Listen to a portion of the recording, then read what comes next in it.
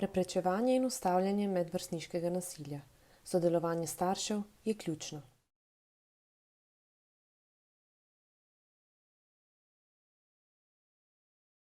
Fizično nasilje, na primer porivanje, brcanje, pretepanje.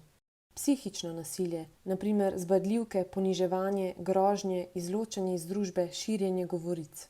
Spolno nasilje, na primer otipavanje, siljenje ali prisiljenje v različne spolne aktivnosti, opazke s spolno vsebino, objave fotografij, sporočil s spolno vsebino, ki jih druga oseba ne želi.